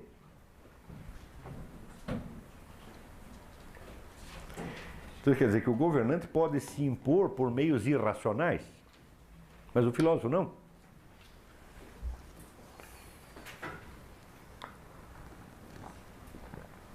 Está entendendo? Quando no século XVIII surge a ideia de que os filósofos, porque eles sabem isso ou mais aquilo, eles têm o direito de mandar na sociedade, de reformar a sociedade, né? Essa é a ideia maligna que está matando gente há 2 milênios, 2 séculos. Está entendendo? Porque os caras estão confundindo um tipo de autoridade com o outro. Platão chegou a acreditar nisso. Se nós temos o conhecimento, nós temos que mandar. Só que acontece que ele tentou mandar e quem foi que obedeceu? Ninguém. Ele tentou fazer uma revolução lá no país vizinho, foi preso, vendido como escravo. Foi isso que deu. Tá certo? Quer dizer, Platão também não fosse um homem muito sábio, não. Porque Sócrates já tinha entendido que ele ia sair muito mal. E que isso estava na natureza das coisas. E Aristóteles sempre fugiu da tentação da política, tá certo? E sempre manteve a margem, tá certo? E nunca disputou o poder. Então eu acho que esses dois... Mas aí você tem uma dialética entre Sócrates, Platão e Aristóteles, né? Quer dizer, Sócrates, de certo modo, ele realiza um dos extremos da vocação filosófica, que é de ser portador de uma verdade que ninguém entende e que ninguém aceita, embora seja certo. Tá certo? Então, eles viram um herói trágico. E Platão tenta realizar o outro lado. Quer dizer, ele tenta impor à comunidade a lei cósmica, a lei universal. Não é isso? Isto também é uma tensão que não tem solução. Porque não tem nem sentido porque você percebeu a lei universal, sabe que ninguém vai aceitar, você ficar quieto e não falar nada para ninguém. Isso não tem o menor sentido. Tá certo? E por outro lado, também não tem sentido porque você sabe a lei universal, você impor a todo mundo. Tem que ter um meio termo, um lado tensional, onde o filósofo realiza a sua vocação de ensinar e, de certo modo, de dirigir, mas sem reivindicar para si a autoridade coletiva. Você está entendendo? Quer dizer, quando Aristóteles, por exemplo, Aristóteles ensina um governante, mas ele não tenta ser o governante. Então Aristóteles dá um ponto de equilíbrio entre esses dois lados, está entendendo? Aí você tem uma nítida dialética, tá certo? Quer dizer, o filósofo mártir, o filósofo líder e governante, tá certo? E o filósofo como professor da sua comunidade, como orientador, mas não como chefe. Por isso eu não sou um grande admirador de Platão. Eu acho esse erro tão monumental. Quer dizer, você, além do conhecimento da lei universal, você precisa ter autoridade para isso. Como é que ele não percebeu que ele não tinha? Porque Moisés tinha, Maomé tinha, não é isso? Então, às vezes, vem com aquela autoridade avassaladora e junta ali 12 caras e diz, nós vamos fazer isso e mais isso, para aquilo parece uma loucura, o sujeito faz e sai tudo exatamente do jeito que ele disse. Quando você pensa que Moisés está sendo obedecido há 5.500 anos, eu digo, o poder é isso, o resto é conversa. Né? Agora, o sujeito diz, não, nós vamos fazer aqui a sociedade, a Revolução Francesa, e tal, inventa aquele negócio todo, 10 anos depois acabou tudo. Começa criando uma república, né? Daqui a pouco virou um império, chegou um sujeito chamado Napoleão Bonaparte, apagou tudo. Eu digo, vocês não mandam nada, vocês mataram um monte de gente, mas ninguém obedeceu vocês, porra. Não é isso? O Hitler, fazer o Reich, que vai durar 1000 anos, durou 12. E terminou no vexame desgraçado. Por isso não é poder. Poder é a continuidade da ordem. Você deu a ordem, a pessoa continua obedecendo, meu Deus do céu. Então, a autoridade profética é o único verdadeiro poder humano que existe. E eu creio que o grande mistério da história é o mistério da autoridade profética. E que se você não estudar isso, não vai entender nada. Agora, com a cabeça desses sociologuinhos, ou historiadorzinhos de hoje, você não vai entender coisa nenhuma. O projeto socrático, então, tem essas características existenciais que eu expliquei até agora. Mas tem algumas características lógicas, internas, tá certo? Que são as seguintes. Primeiro,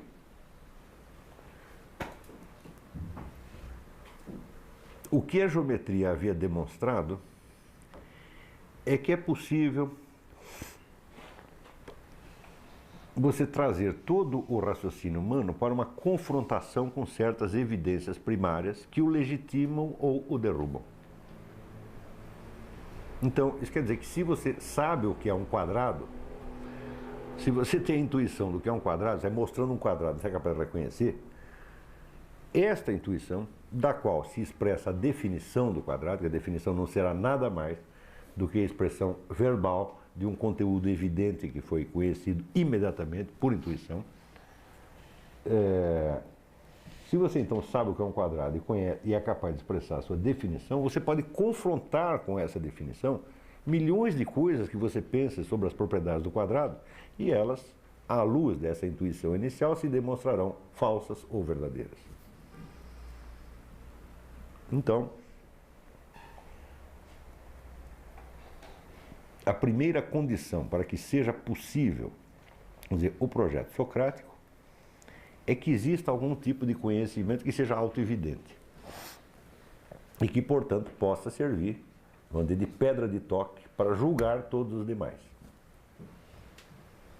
Não é isso?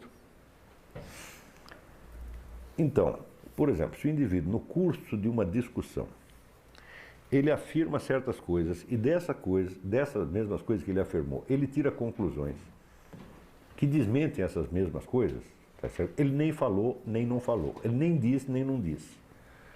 Ele apagou o que disse, tá certo? Como é que você sabe disso?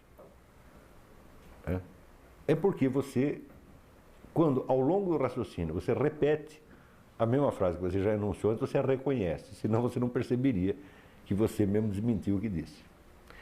Então, essa capacidade de reconhecimento de algo que já foi intuído,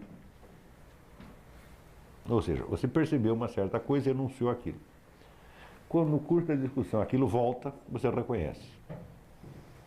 Então, essas são as duas condições principais para que seja possível o projeto socrático de chegar a um conhecimento através da confrontação dos discursos.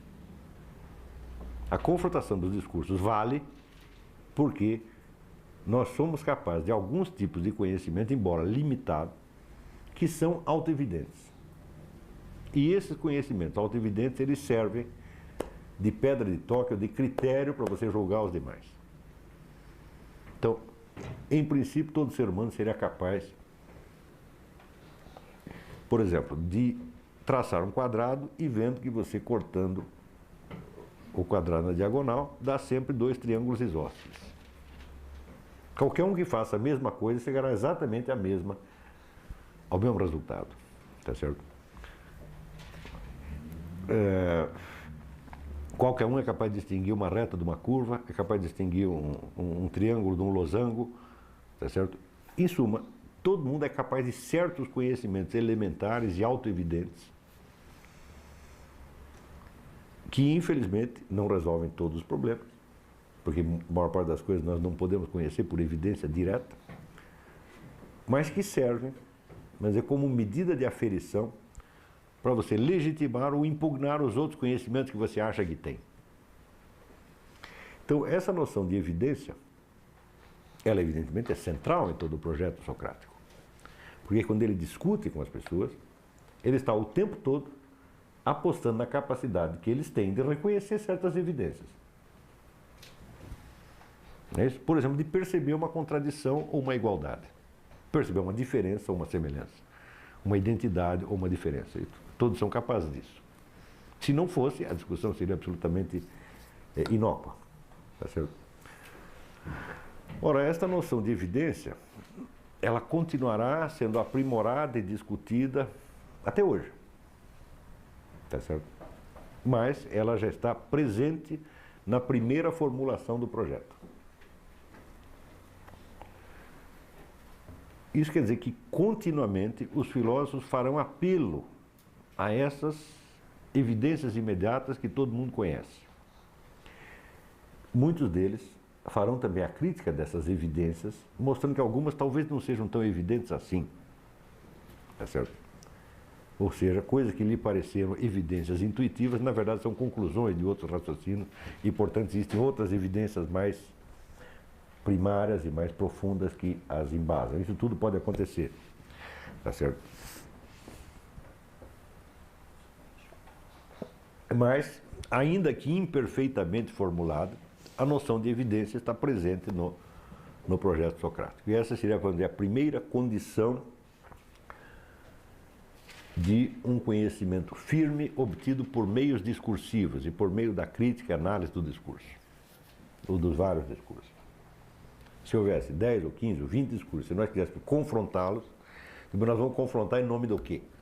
Tem que ter algum critério.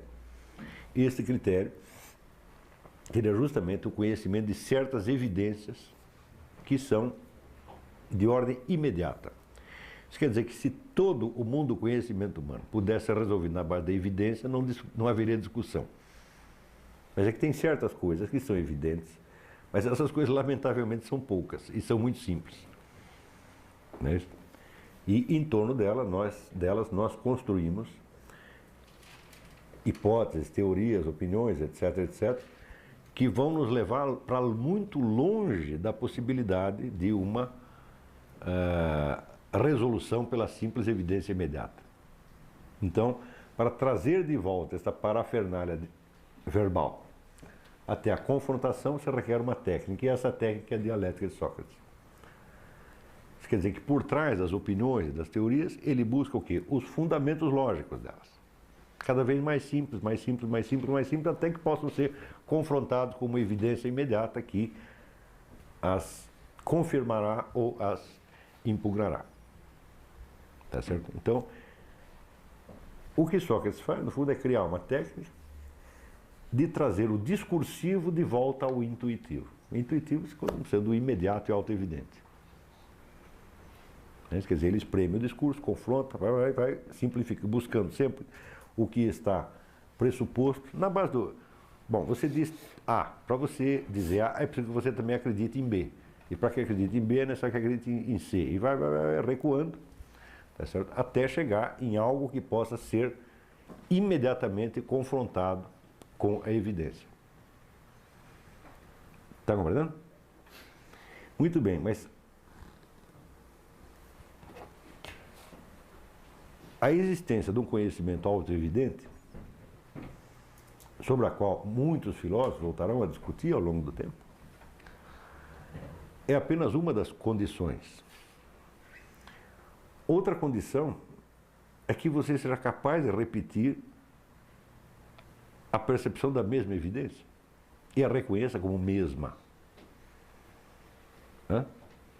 Então, por exemplo, no caso do quadrado, você fez um quadrado e cortou na diagonal, obteve 2 triângulos isósceles. Depois você faz a mesma coisa É necessário que você saiba que é exatamente a mesma relação que está aparecendo, e não uma simples coincidência. Ora, esta capacidade de reconhecer o mesmo, que nós no dia a dia usamos o tempo todo, no fundo é um tremendo mistério. É isso? Porque, como dizia Heráclito, nós nunca nos banhamos duas vezes no mesmo rio. É isso? Então, como sabemos que não é o mesmo rio? Não é isso?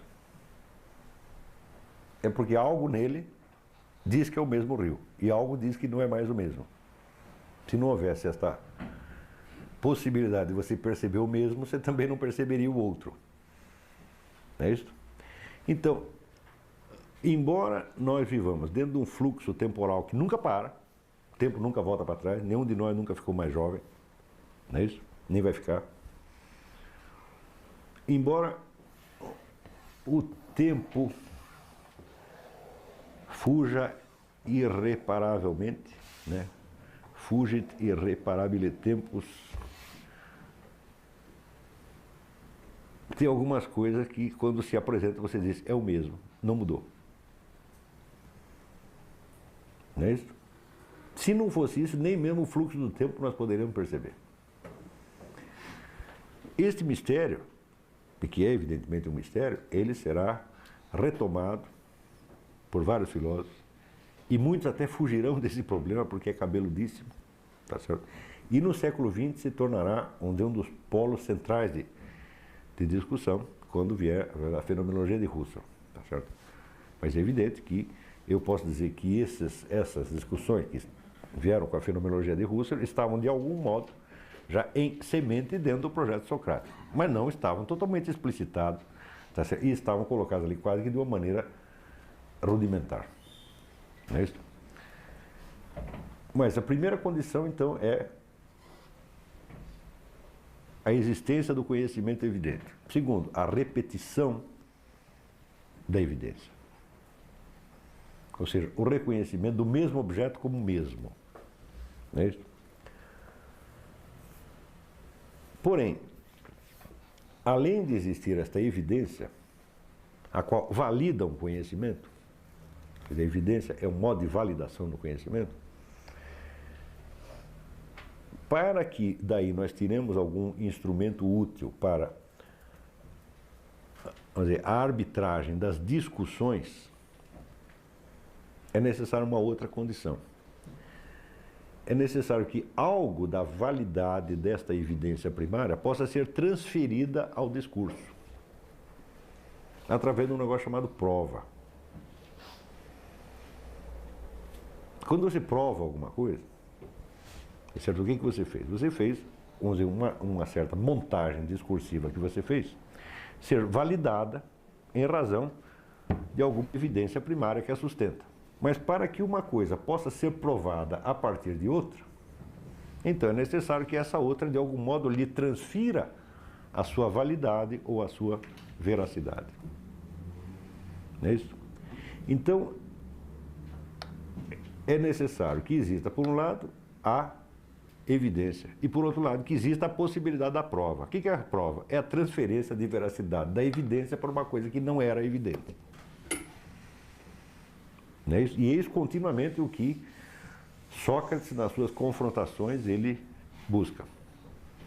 A ligação entre a estrutura discursiva, a estrutura dos argumentos e a evidência primária que está por trás delas ou não está, porque se não tiver, então não vale nada. Tá certo? Então, quer dizer, você tem, em primeiro lugar, então, como condição para esse tipo de conhecimento que Sócrates busca, a existência da evidência. Segundo, a existência da prova, ou seja, o discurso coerente. Não é isso? Mas é necessário, então, que exista também um nexo entre a evidência e a prova.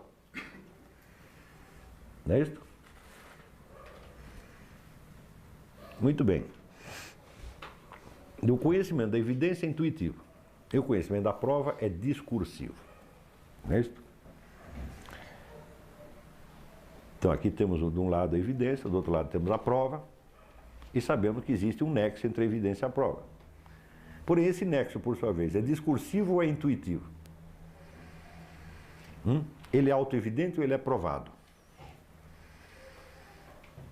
Se ele for um nexo discursivo, ele necessita de uma prova. E esta, por sua vez, necessitará de outra prova, de outra prova, de outra prova, de outra prova, até que se chegue a uma evidência primária.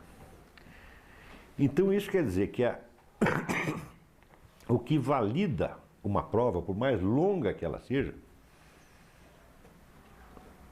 é o nexo entre a evidência primária e a conclusão última. Mas esse nexo, por sua vez, tem que ser intuitivo e não discursivo. Porque senão ele dependeria de uma outra prova e assim por diante. Está entendendo? Então, quando você acompanha um raciocínio, tá certo? Uma longa demonstração, ou geométrica, ou lógica, etc, etc.,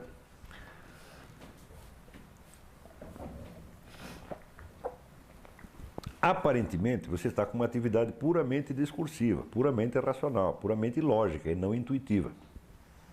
É isso? Mas acontece que a percepção do nexo entre uma premissa e uma conclusão não é um nexo lógico, é um nexo intuitivo. Por exemplo, quando você pega um silogismo qualquer, famoso, todo homem é mortal, Sócrates é homem, logo Sócrates é mortal. Aí há um nexo entre todo homem é mortal, logo Sócrates é mortal. Não é isso? Que tipo de nexo é esse? É um nexo puramente lógico? Todos os manuais do mundo dizem, é um nexo puramente lógico. Eu não. Esse é um nexo intuitivo. Porque todos quer dizer cada um. Ou seja, a forma do raciocínio lógico só é válida porque o nexo, vamos dizer, das premissas à consequência é um nexo intuitivamente válido. Senão ele precisaria de outra prova, e outra prova, e outra prova, e outra prova, e assim não valeria nada. Isso quer dizer que se a noção de evidência é perdida, o edifício lógico inteiro não vale nada. Porque ele não passa de uma transferência de veracidade de algo que é evidente para algo que não era evidente, mas que se torna evidente, através do instrumento do discurso. Isso quer dizer claramente o seguinte, não existe nenhum conhecimento discursivo, só existe conhecimento intuitivo. O discurso é apenas, tá certo, uma maneira, tá certo, de colocar você numa posição desde a qual certas evidências lhe apareçam. É uma maneira de mostrar a evidência por trás daquilo que não parecia evidente. Mas quando eu digo todo homem é mortal, e digo Sócrates é mortal, eu estou dizendo duas coisas? Não, eu estou dizendo exatamente a mesma. Porque todos é a mesma coisa que cada um.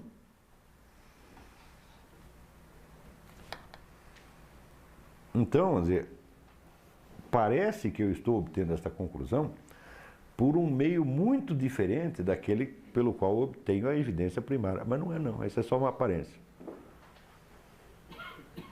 Então, quando mais tarde,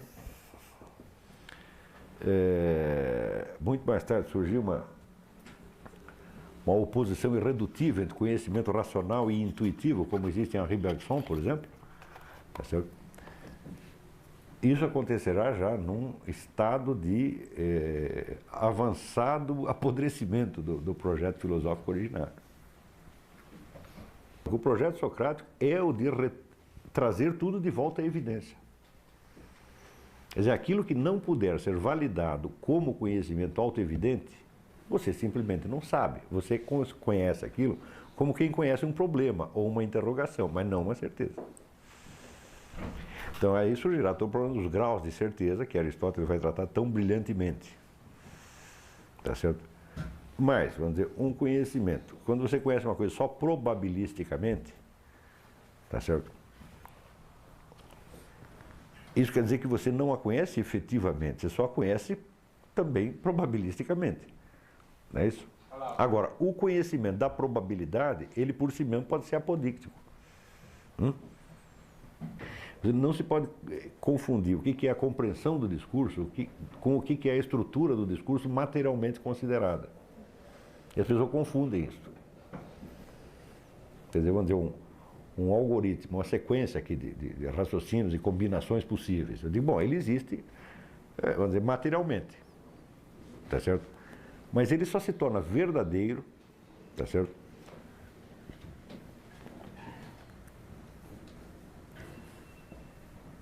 Quando o ato intuitivo para compreendê-lo é efetivado.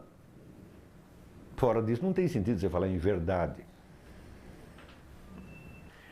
Juízo é o ato da consciência pelo qual você intelige algo e você concorda ou discorda. Por exemplo, eu digo um quadrado tem 4 lados. Conta aí. Contou, percebeu que tem 4 lados? Então, nós temos aí 3... O enunciado de uma proposição dessa implica uma convivência de 3 níveis de realidade. Primeiro, o quadrado considerado em si mesmo, enquanto uma figura objetivamente existente que tem lá as suas propriedades. É isso? O segundo nível é a proposição geométrica que diz que um quadrado tem 4 lados. E terceiro é o ato do juízo pelo qual percebo que a verdade do objeto está refletida nesta proposição. Mas a proposição em si mesma não é nem verdadeira nem falsa.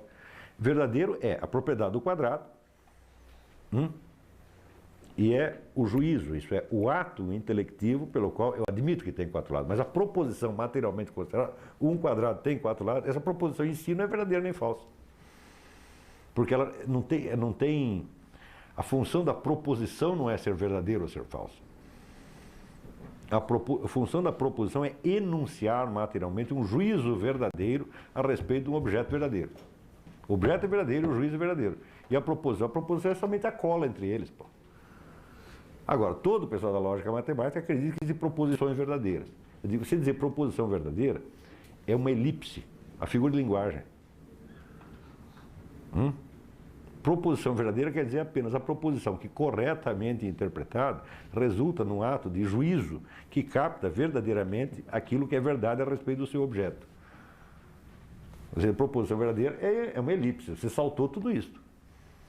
Agora, então é figura de linguagem. Quando você raciocina uma figura de linguagem, certamente você vai se confundir depois. Só existe verdade em 2 lugares. Existe verdade na realidade e na consciência humana que a percebe. Na proposição, na doutrina, não existe nenhuma doutrina verdadeira, meu filho. A doutrina, vamos dizer, está aqui a doutrina verdadeira, só que você leu, você entendeu errado. A doutrina será verdadeira, elipticamente dizemos que a doutrina é verdadeira, quando devidamente compreendida, ela faz você ter um juízo verdadeiro a respeito de um objeto que é verdadeiramente do jeito que você está pensando. Mas a doutrina em si não pode ser verdadeira nem falsa. Está entendendo? A doutrina é apenas uma cola, é um tubo que conecta 2 coisas. Né? Quer dizer, é o fio do telefone. Pelo qual uma consciência humana vivente real se comunica com uma verdade vivente real.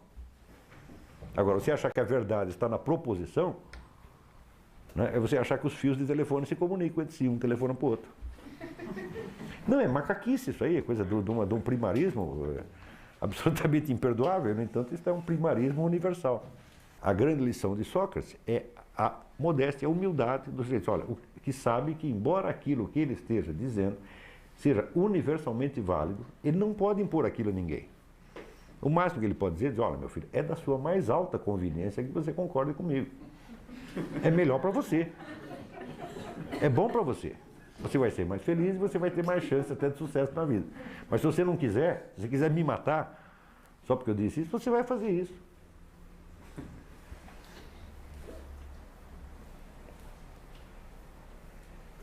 Então a história está cheia dessas ocasiões. Aparece um filósofo, dá bons conselhos, até ninguém aceita. Mata o cara, ou faz ouvidos de mercador. Depois acontece tudo do jeito que ele falou. As pessoas se ferram inteiras, mesmo assim não dão o braço a torcer. Isso quer dizer que se não houvesse a possibilidade da negação radical da verdade, tá entendendo? Da recusa, do não, também não haveria nada disso aqui. Agora, muitos filósofos quiseram, vamos dizer, fazer da certeza apodíctica, né, um elemento de defesa contra a incerteza da própria existência, e não é isto. quer dizer, somar, vamos dizer, a autoridade do filósofo, vamos dizer, o poder do governante, vamos dizer, até o poder de Deus. Aquele pessoal da Revolução Francesa era isso, eles achavam que, como eles tinham a verdade racional universal, tipo, tinha que ter o poder divino. Daí o sujeito caiu mais baixo ainda do que os burros que não aceitavam a autoridade filosófica. A primeira coisa, se você quer a verdade, é você saber o seguinte: ela é boa para você, ela te fará bem, ela é amável, ela é simpática, ela te faz bem, tá certo? Mas você não vai conseguir impor ela a ninguém. Se você aceita isso, então você está maduro para ser um filósofo.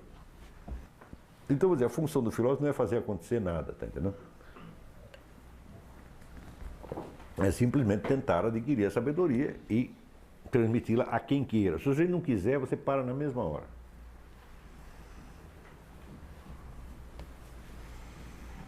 Porque, veja, a diferença entre quem obedece a um chefe e quem aprende com o filósofo é também uma diferença radical. Não é isso? O cabo que obedece ao capitão não vira capitão.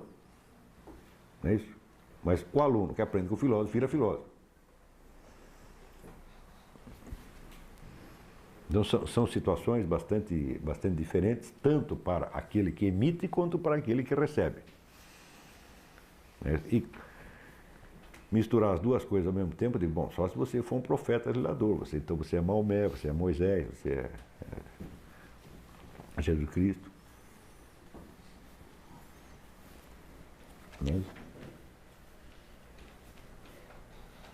Com o advento do cristianismo, depois, você verá que no advento do cristianismo, o mistério de Sócrates se esclarece de uma maneira que o próprio Sócrates não sabia.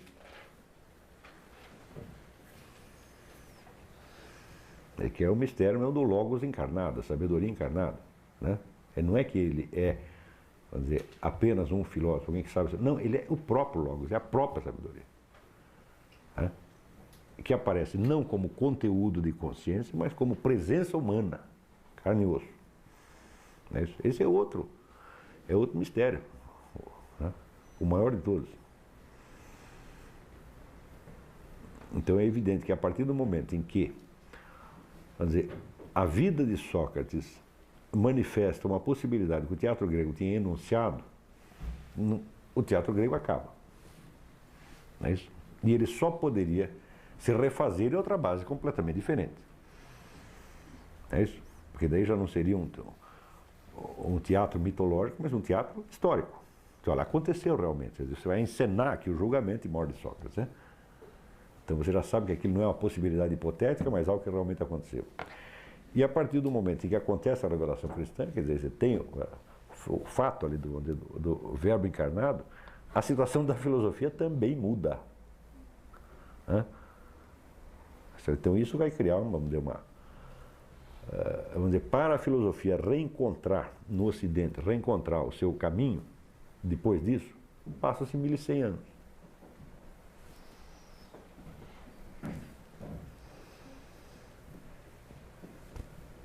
Está entendendo? Quer dizer que o fenômeno da própria sabedoria, o Logos, estar encarnado como gente e não como discurso, não é isso? De imediato parece invalidar tornar desnecessária a própria atividade filosófica, mas não a torna desnecessária. Apenas suspende por um tempo, atenua, mas com o tempo isso se torna necessário de novo. Não é isso? Mas muito bem, vamos terminar só de enunciar aqui. Nós vimos que tem, primeira condição, a evidência, tá certo? Segundo, a possibilidade da prova. Terceiro, o nexo entre evidência e prova, nexo que por sua vez é intuitivo. Não é isso? Então, este é o conteúdo do projeto socrático. Quem quiser entrar nessa aventura, daí para dentro será dito filósofo. Quem quiser dizer, bom, mas não é bem assim, tem que modificar um pouquinho também, pode ser um filósofo, ou pode ser um antifilósofo. Não é isso? Se você entra na história depois, mais tarde, como Tertuliano entra depois do Logos encarnado, e olha, acabou todo esse negócio de filosofia, cala a boca, burro, porque a situação que você estava vivendo como discurso, agora não é mais discurso, agora é realidade. Então, você também fará parte da história da filosofia. tá certo? Como alguém que julgou que o projeto era dispensável. Tá certo? Porém, mais tarde, dentro do próprio contexto cristão, será necessário retomar o projeto. Então, são esses percalços que constam. É desses percalços que consiste a história da filosofia. Você entende por que eu digo que, contada assim, ela tem unidade, mas é uma unidade conflituosa, uma unidade dramática. É a unidade de um drama e não de um simples silogismo, porque Hegel via o conjunto da história da filosofia como uma longa demonstração de um silogismo, como se fosse, quer dizer, um conteúdo único que está se explicitando. Bom, não é esse tipo de unidade que nós vamos mostrar. A nossa é uma unidade narrativa e dramática que não tem um fim determinado. Pode continuar isso indefinidamente. Estão entendendo? Porque não vai ser nem uma coleção de coisas inconexas, tá certo? E nem uma conexão lógica, tá certo? Mas sim uma conexão histórica, uma conexão narrativa.